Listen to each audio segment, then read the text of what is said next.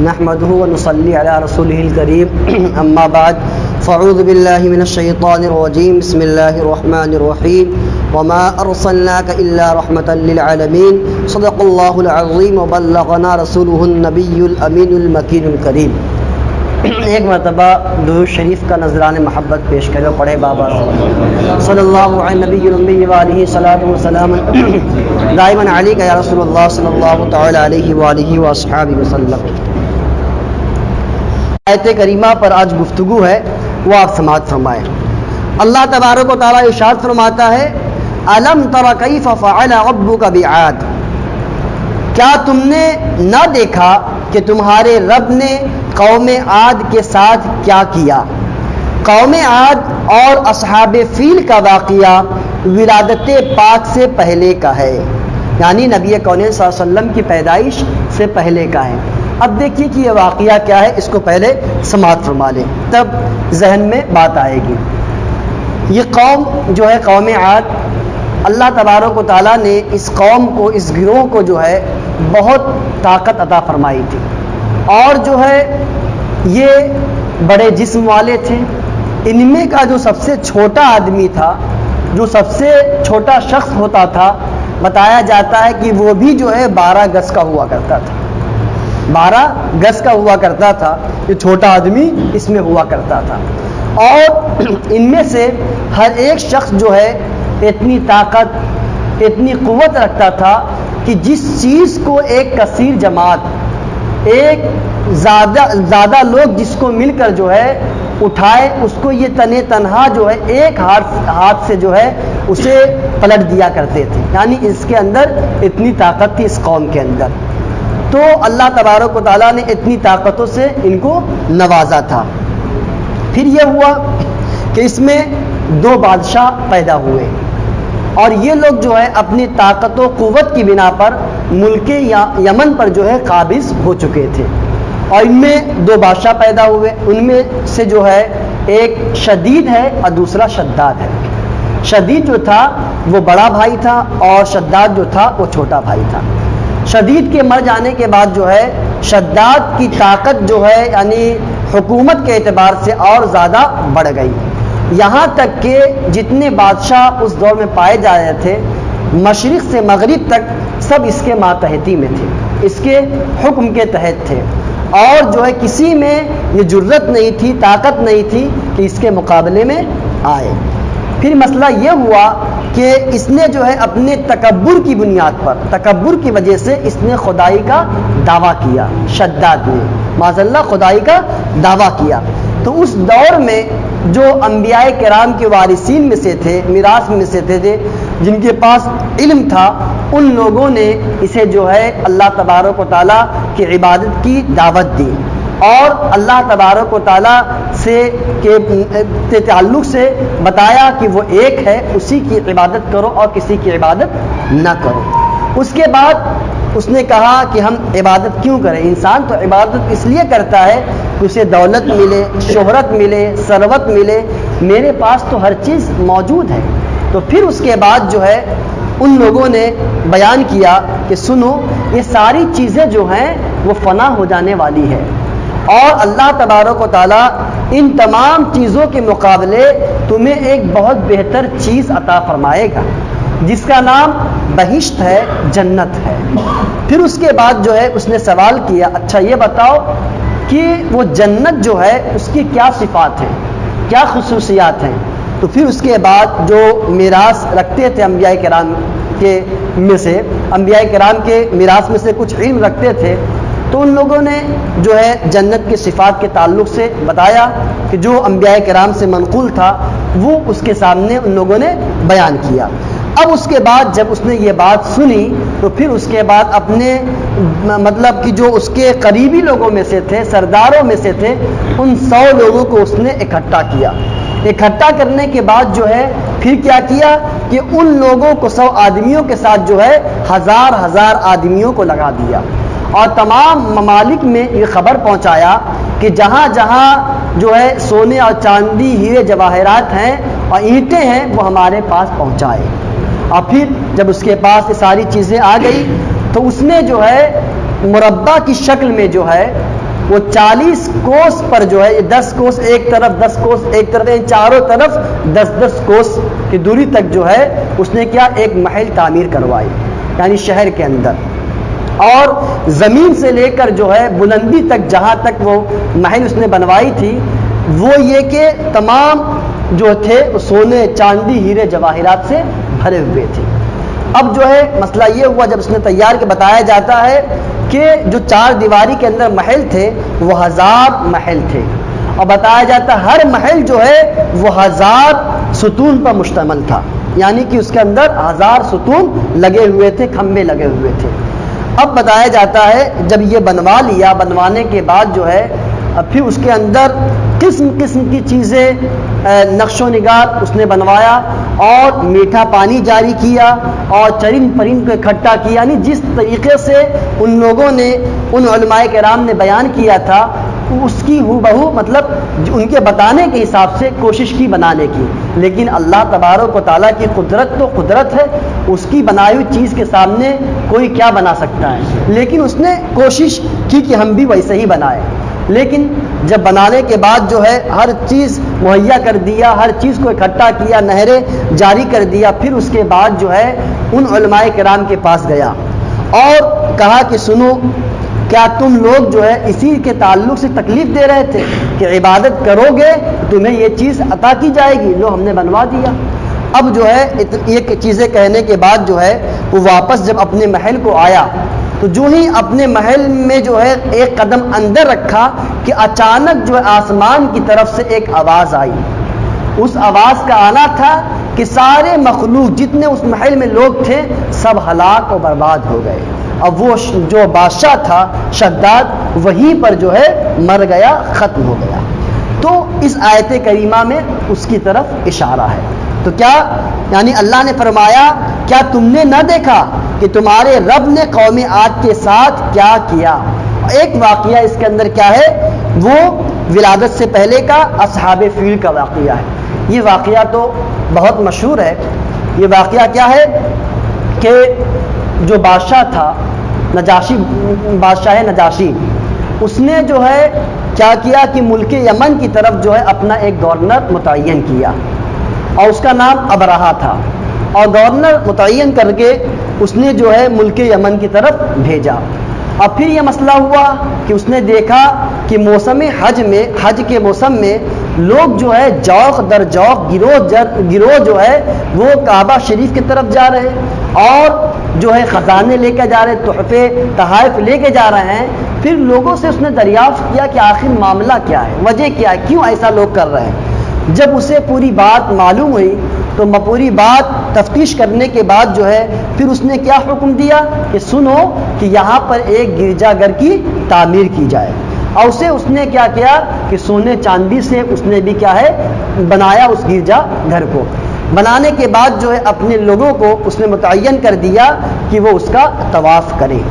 پھر واقعہ یہ ہوا کہ جب یہ خبر جو ہے مکہ معظمہ قریش کو جب یہ خبر ملی کہ اس نے یہ صورت پیدا کی ہے تو ان لوگوں کو بہت تکلیف ہوئی. پھر وہاں سے جو ہے کعبہ شریف سے ایک شخص جو ہے اسی دوران یہاں بادشاہ کے پاس آیا ملازمت کے لیے، نوکری کرنے کے لیے. جب آیا تو اس نے نوکری پہ لگا دیا اور اس کی نوکری یہ تھی کہ وہ گرجا گھر میں جائے، فرش کو صاف کرے، اس کے علاوہ جو ہے گندگی کو دور کرے. اس کے لیے وہ متعین کر دیا گیا. شروع میں تو یہ ہے کہ اس کے پیچھے لوگ لگے رہیں، لیکن جب یہ بے تکلفی کے ساتھ اندر داخل ہونے لگا تو پھر اس کے بعد مسئلہ یہ ہوا کہ یہ بے تکلفی کے ساتھ وہاں جاتا، صاف کر کے چلے آتا. ایک مرتبہ کا واقعہ ہے کہ وہ رات میں گیا اور جو ہے پاخانہ پیشاب اندر کر دیا، یعنی قضائے حاجت کے لیے گیا، وہاں مکمل کیا اندر ہی. پھر اس کے بعد رات جو ہے یہ وہاں سے فرار ہو گیا. جب یہ خبر بادشاہ تک پہنچی تو بادشاہ نے پتہ لگا کہ وہ شخص کہاں کا ہے. تو معلوم ہوا کہ وہ شخص جو ہے کعبہ معظمہ سے آیا ہوا تھا. اسے بہت تکلیف ہوئی اور اس نے پھر دل میں تمنا کیا، معاذ اللہ، دل میں یہ سوچا کہ اب معاذ اللہ میں کعبہ شریف کے ساتھ بے حرمتی کروں گا، معاذ اللہ ثم معاذ اللہ. پھر اس کے بعد جو ہے پھر مسئلہ یہ ہوا کہ کچھ دنوں کے بعد اور ساکنان حرم جو ہے اسی راستے سے گزر رہے تھے اور قریب میں رک گئے، اور قریب میں رکنے کے بعد جو ہے ان لوگوں نے جب صبح ہوئی تو ان لوگوں نے ایک آگ لگائی. جب آگ لگائی تو آگ لگانے کے بعد ہوا تیز چلنے کی بنیاد پر جو ہے وہ آگ جو ہے اس گرجا گھر سے جا کے لگ گئی، اور جتنے نقش نگار تھے سب جل کر راکھ ہو گئے. جب جل کے راکھ ہو گئے پھر اس کے بعد بادشاہ نے پتہ لگایا کہ آخر وہ لوگ کون تھے جو یہاں پر ٹھہرے تھے، تو معلوم ہوا کہ وہ لوگ بھی کعبہ معظمہ سے آئے ہوئے تھے.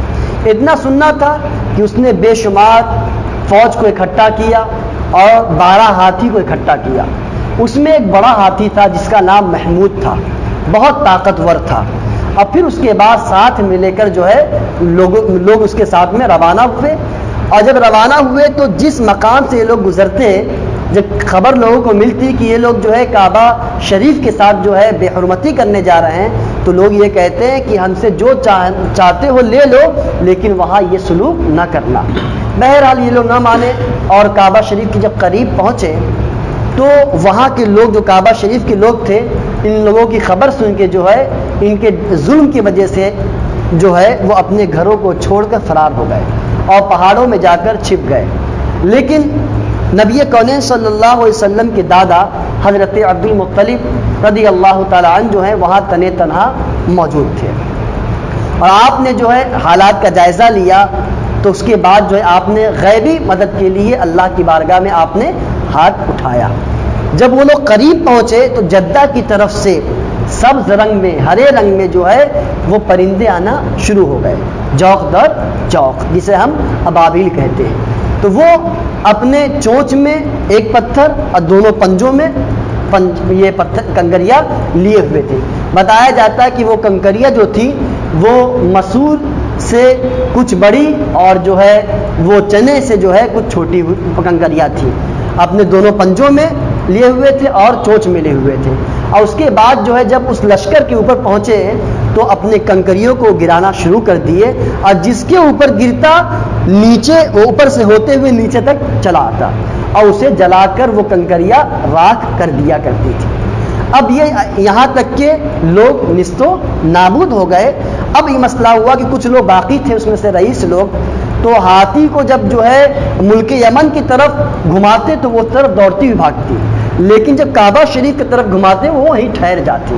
اور بتایا جاتا ہے کہ یہ جو ہے وادی محسر میں یہ واقعہ پیش آیا، اور جو ہے کعبہ شریف سے تقریباً 6 کوس کی فاصلے پر یہ وادی موجود ہے.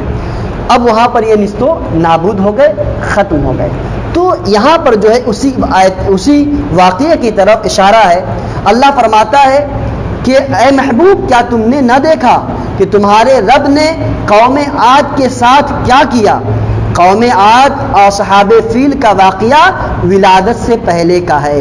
اب دیکھیے یہ واقعہ جو ہے ولادت سے پہلے کا ہے، لیکن اللہ تبارک و تعالیٰ کیا فرما رہا ہے کہ کیا اے محبوب کیا تم نے ان واقعہ کو نہ دیکھا، مگر فرمایا جاتا ہے کہ الم ترا کیا آپ نے نہ دیکھا یعنی دیکھا.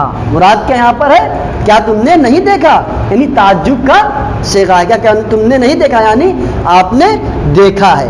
اگر کوئی کہے، اب دیکھیے تو یہاں پر جو ہے اللہ تبارک و تعالیٰ نے اس آیت کریمہ کو بیان فرما کر یہ بتا دیا کہ جب یہ ولادت سے پہلے کا واقعہ ہے، جب قوم عاد کے ساتھ جو معاملہ ہوا اس وقت بھی میرے آقا موجود تھے.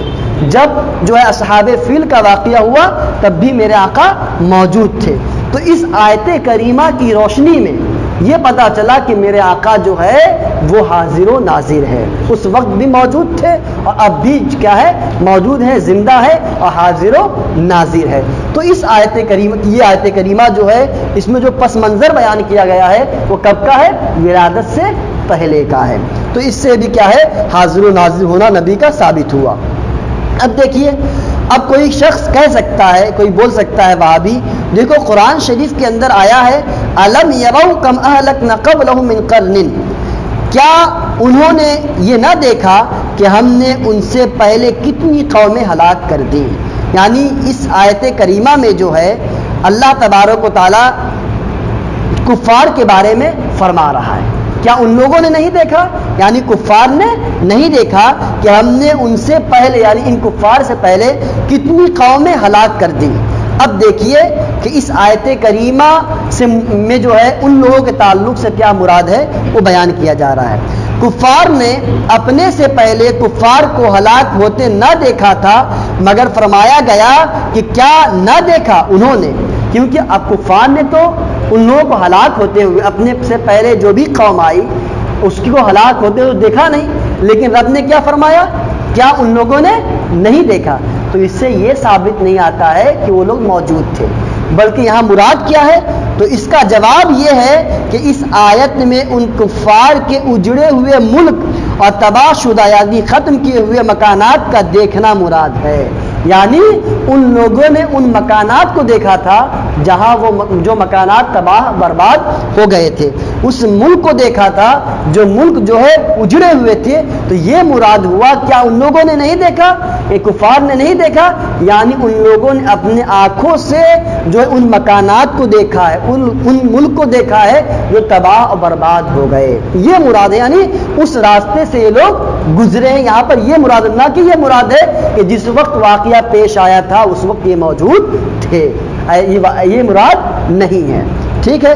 اب دیکھیے یہی بتایا جا رہا ہے، تو اس کا جواب یہ ہے کہ اس آیت میں ان کفار کے اجڑے ہوئے ملک اور تباہ شدہ مکانات کا دیکھنا مراد ہے، اور چونکہ کفار مکہ اپنے سفروں میں ان مقامات سے گزرتے تھے، اس لیے فرمایا گیا کہ یہ لوگ ان چیزوں کو دیکھ کر عبرت کیوں نہیں پکڑتے، یعنی کہ ان حالات کو دیکھ کر، ان مکانات کو دیکھ کر عبرت پکڑے کہ جو اپنے وقت کے بہت بڑے بادشاہ تھے، اپنے وقت کے بہت طاقتور تھے، لیکن ان کے مکانات، ان کے ہر چیز کو ختم کر دیا گیا، نیست و نابود کر دیا گیا، اور ان لوگوں نے اپنے آنکھوں سے مشاہدہ کیا ہے۔ تو یہ مراد ہے۔ تو اعتراض کرنے والا کر سکتا ہے، تو جواب کیا ہے؟ جو ابھی بتایا گیا۔ تو حضور صلی اللہ علیہ وسلم نے نہ تو ظاہر میں دنیا کی سیاحت فرمائی، یعنی آپ نے سفر کیا، اور نہ قوم عاد وغیرہ کے اجڑے ہوئے ملکوں کو بظاہر آپ نے دیکھا، ظاہر طور پر آپ نے دیکھا، اس لیے ماننا ہوگا کہ یہاں نور نبوت سے دیکھنا مراد ہے۔ تو پتہ چلا کہ میرے آقا کریم صلی اللہ علیہ وسلم جو بھی واقعہ ہوا، منظر ہوا، اس وقت میرے آقا جو ہے حاضر بھی تھے اور ناظر بھی تھے۔